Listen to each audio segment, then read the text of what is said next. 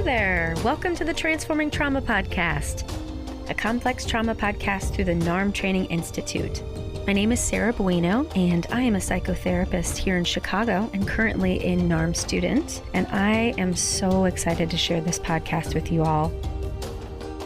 Transforming Trauma is presented by the NARM Training Institute. The Institute offers NARM practitioner trainings for mental health professionals who are looking for advanced training in complex post-traumatic stress disorder.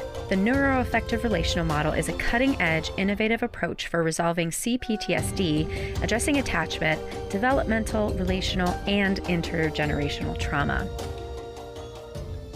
Well, welcome to Transforming Trauma. I am sitting here with Brad Kammer and Dr. Laurence Heller, and we have the opportunity to talk to people about what's going on with the coronavirus. And I thought we could start this session like all the others and ask Larry and Brad both, what do you want people to get out of this today? Well, I think where I can be the most helpful is supporting people to look at different ways to deal with the very powerful emotions that naturally get triggered in this kind of a situation where there's so much uncertainty, and every day there's different kinds of uncertainty, and we don't know where this is going, and we don't know, so these kinds of situations where there's so much not knowing. One is I want to acknowledge it's real in itself. I mean, there's a certain existential threat here. Mm-hmm.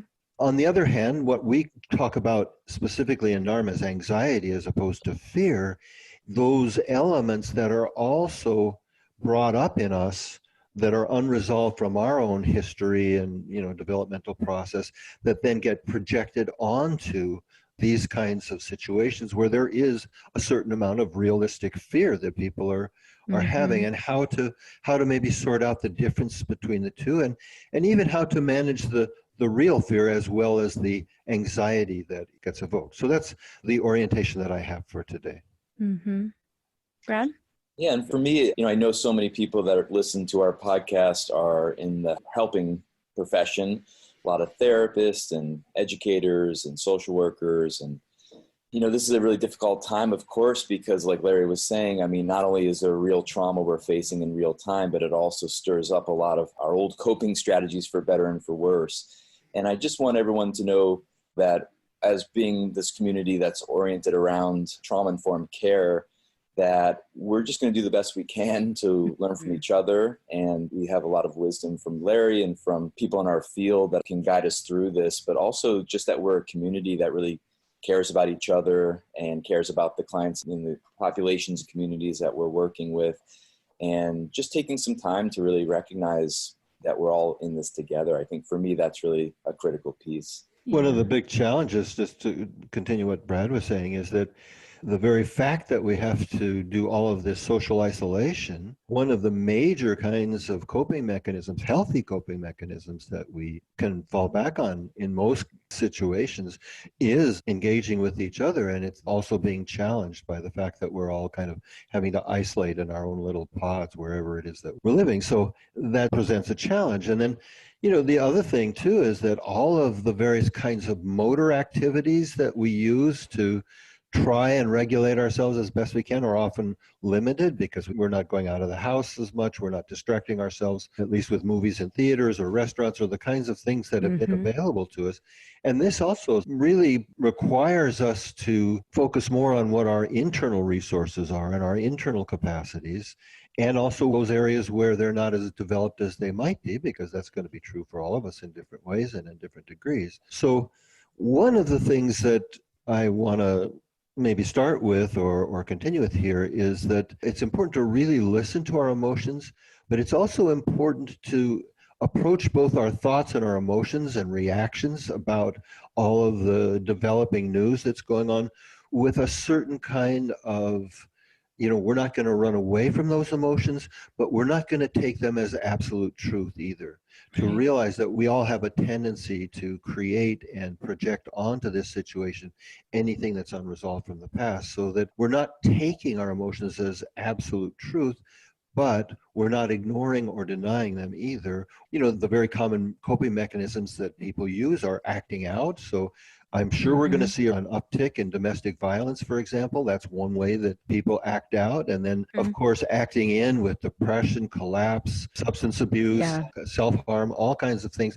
I can imagine that those, I haven't read any specific statistics yet, but I imagine that we'll be seeing those kinds of things. So to find that middle path where we're not acting out, not acting in. This is, again, consistent with the NARM model, being present to what we think and feel, but again, not taking that as absolute truth. And so that's part of the thing that I want to support people. One of the things I've been tracking in myself is this fear of the unknown, right? And you said that earlier, and that is true, that we don't have answers. And so can you speak to how we work with that experience of not knowing and guiding our clients through the same thing at the same time? Well, I think without getting too philosophical, it really brings up a fundamental human truth, which is the helplessness that is a part of the human experience. We all know on some level that we're going to die. We all know that the people that we love are going to die. We couldn't live with that. Most people, at least, can't live with that every day. But this core helplessness that we tend to avoid and run from gets really brought up in these times of not knowing and these times of profound uncertainty. And so in some ways, it could begin coming to terms with that there is a real helplessness that's part of the human condition. And one of the things that Brad and I teach is that you only make helplessness worse if you try and run away from it. So that it's, nobody likes it, but actually don't deny it, and and just explore it. Just be open and curious about what the experience is rather than trying to shut it down, which is most people's automatic reaction because we so dislike helplessness as human beings. Right. It's so much a part of the human experience, and it's really coming up right now for all of us as human beings. Larry and I, before we started, were talking about just this whole concept of like uncertainty and how unsettling that is for everyone. And then, of course, when we're watching family members or people in our community get impacted or affected by this, the ways that we run from ourselves, that's the language Larry's been using, these are ways that we have come about honestly. I mean, we've been using these for many, many years. And I think there's often a real fear that we don't know how to do it differently. Like we'll be overwhelmed, we'll be swept up. Like if we turn and really try to stay present with ourselves, then it's going to be too much for us. And Larry was mentioned before, it's like a lot of our coping strategies have been taken away because we're having to stay in home and disconnected from things that have helped us kind of distract from this helplessness and this uncertainty. And I think like a lot of people, I'm trying to find all the silver linings in this. And I think, one of the silver linings for me, I've noticed is, my life has been really busy over the last couple of years. And just in the last week since I've been at home, there is a settling or a quietness that I've been experiencing within myself that I really appreciate. And I can see how my overworking is a strategy for me to kind of run away from different feelings that come up for me. And so I've been trying to really practice staying connected to myself in a quieter way, which is part of also what we teach in our trainings with the therapists, that to be really effective, we really need to meet our clients from a quieter place. And so, you see that with parents too. I mean, children need their parents to meet them with greater regulation. And so the more we can kind of work on that internally, I think the better that is also for our children too, because this is a very unsettling time for them too. Can't lie to them. A lot of parents and a lot of adults lie to kids to try to help them get through these circumstances. There's no lying about this. This is affecting everything. So the way that we show up in ourselves is really going to be the best model for them about how to navigate this really scary time. And if you're fortunate to be living in a family situation or with a partner, that's one thing. And then there are a lot of people out there who are living by themselves, and they're in a certain greater risk, because it's really useful, of course, to share with your partner, not to sugarcoat it, and for parents to be clear between each other so that they can then provide for the children a safer platform to address these difficulties. So I'm concerned about some of the people who are really profoundly isolated out there, and I'm hoping that there can be some community-wide things to address that. There are certainly virtual communities that people can join. That's better than nothing. But obviously, social engagement is one of the things that's so important to us as human beings. And it can be used as a distraction, but it can also be used as a deepening and as a way of really connecting to ourselves, too. Yeah, I love these images I've seen of like neighborhoods where there'll be these, people sitting 10 feet away from each other in lawn chairs. And it's just so sweet. I mean, even in the midst of all these really difficult times, humans really are wired to come together, want to come together. Mm-hmm. And I think, Larry, you mentioned the virtual ways that we're connecting. I mean, I just found out, I didn't know this, that Netflix allows you to watch with friends. You can actually... What? Yes. Yeah. Netflix party, I guess is what it's called. I am so into that. Yeah. So, I mean, there's all these different ways. And, in the NARM world, we've created our online community that people have been, in the last week, giving me a lot of feedback about how grateful they are for all of our archive materials, because now they're catching up on all these things in our inner circle, and they're really appreciating having more time to kind of study them. But actually, I wanted to ask you a question, Larry, because I think a lot of people hear what you're saying about not running from their emotions, and that makes sense, right? It makes sense that to really weather these storms, we have to do that. But I think there's a lot of people that really either, one, don't know how to do that, or two, really are scared of it. And I wonder, from an NARM perspective, if we could give some thought around that. Well, you made a good point just a moment ago about that. And this question is right. This is a capacity that takes time to develop. So it isn't like I can just give a bromide out there and say, stop running from your emotions, and people are going to flip a switch and it's going to work. But to begin to entertain the possibility that when you actually deal with your emotions, they're not as scary as they are when you continue to run from them. That if you can keep that at the back of your mind, that these states are manageable. And the more experience that we have of not running, the more confidence we develop in our ability to stay present to these pieces. And now I specifically remember, Sarah, what it was that I was going to talk about. It's about grief. There is a grieving process in this. Because we are losing. It may not be a permanent loss, but in some ways, I think this is going to change the world. Agreed. Maybe for the better in some ways, and maybe for the worse in some ways. But it's clearly, this is kind of a pivotal event in our lifetimes. And anytime there's what seems like major loss or is major loss, grieving is part of that process. And again, in NARM, we make this strong distinction between a kind of collapsed, depressive grieving, which is frozen and isn't in a live state, versus really allowing yourself to feel the emotions associated with the real loss that's happening right now. Right. The loss of a certain way of life, the loss of, some people, of course, out there are losing loved ones. Fortunately, the numbers are still relatively small considering, but we don't know where it's going. And there's that uncertainty about future loss. So again, it's of the things that we encourage people not to run away from is grieving, because remember, emotions are not designed to be permanent. They only tend to stay permanent and fixed if we run away from them. A very basic ancient understanding is that emotions come and they go. And if we don't push them away, we don't fight them, and we don't attach to them in a strong way, they tend to move through much more quickly. But that isn't something that can be learned in a podcast. But I'm hoping at least to plant a seed for people to experiment with it. So instead of distracting yourself from whatever it is that you're feeling right now by cleaning out your closet, or, I'm not saying you shouldn't clean out your closets, but I know people are coming up with all kinds of ways to fill their time now that they're at home.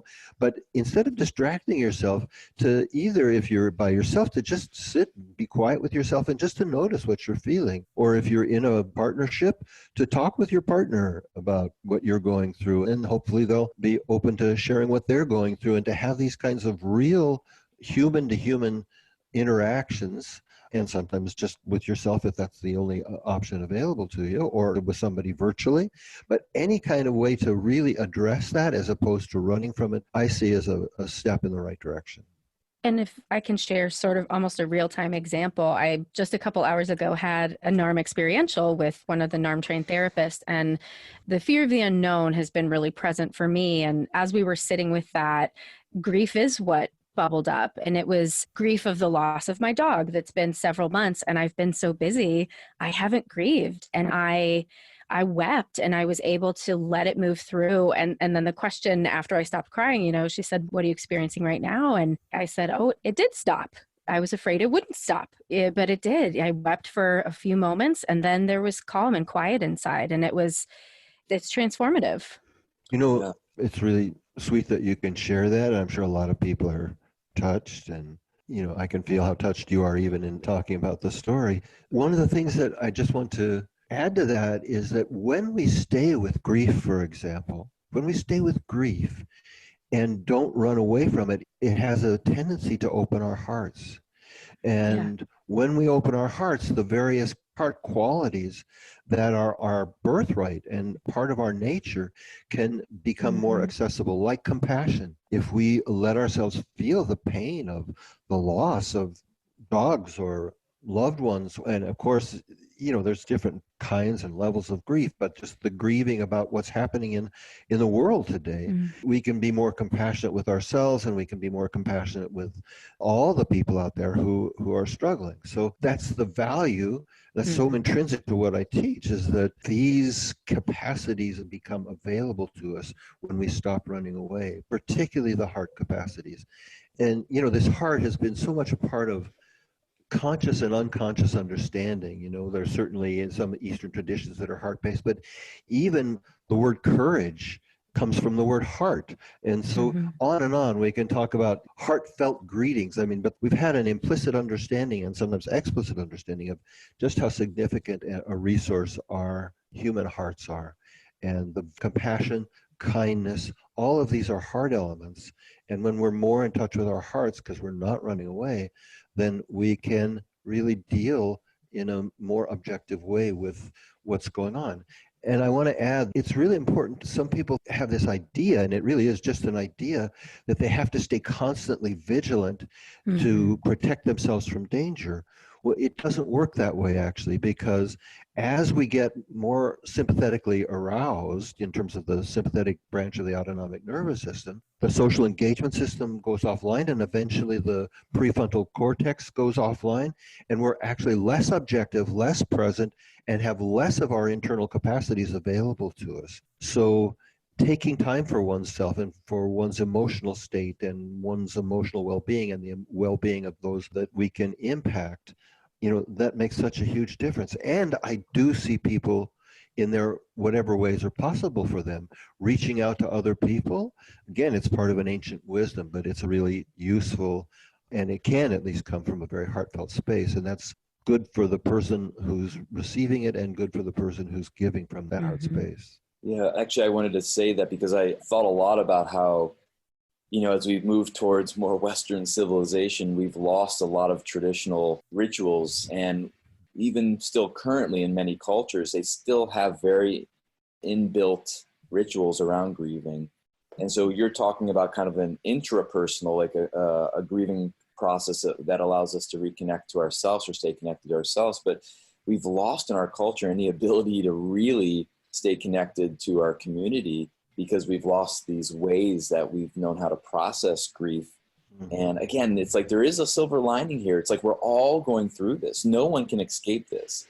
And it's not like, certain populations are going through something and others aren't. And in some ways, I think that does allow us some opportunity to really stay connected, stay resonating with other people that are going through very similar experiences, and allow us to not only stay connected to ourselves, but also connect to other people. And I know that was the intention of this podcast and some of the other things we're trying to do from the NARM Training Institute, is just within our small community of just allowing a space where, we have each other's backs and we care about each other, and we're taking time to really check in with each other. And also some really, for me at least, fun distractions of learning more about NARM and deepening and having an opportunity to connect with people that I really enjoy connecting with, like the two of you. So really happy that we had an opportunity to do this today.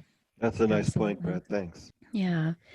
Well, our goal of, helping people understand how to sit with their emotions and connect with themselves, I'm sure hopeful that people arrived in that space today. Yeah, well, thank you. Thanks, Sarah, also for sharing and for guiding us through this. And I know we have a lot of other great podcasts coming that you're excited about, we're excited about. So that's another way that we can kind of reach out and support our community and hopefully other people that are interested in this form of trauma healing. And I want to thank you, Sarah, for sharing your story, because one, it was very touching to me to hear it. And I'm sure for many, if not everybody listening, they could feel the emotion that's there and then also hear how you move through that. And it's that kind of personal sharing, that kind of heart-centered sharing that is so healing for us as human beings. So you helped to take it to that kind of experiential heart level, and I appreciate that. Thank you. Thank you. Thanks so much for joining us for today's episode. If you want to learn more, you can check out the show notes or visit us at www.narmtraining.com/transformingtrauma. The Transforming Trauma podcast is brought to you by the NARM Training Institute. NARM practitioner trainings for mental health professionals are offered across North America and internationally. The NARM Training Institute also offers the Inner Circle, which is an online self-paced learning program intended for anyone who is interested in joining an international online community focused on healing complex trauma. You can find more information about these trauma-informed learning programs in addition to other resources on the website www.narmtraining.com. Thanks to Andrea Klunder and the Creative Imposter Studios for producing and editing, to Tori Essex for our album art, and to Brad Kammer for the creation of this podcast. We really look forward to building community and connection with you and changing the world by transforming trauma.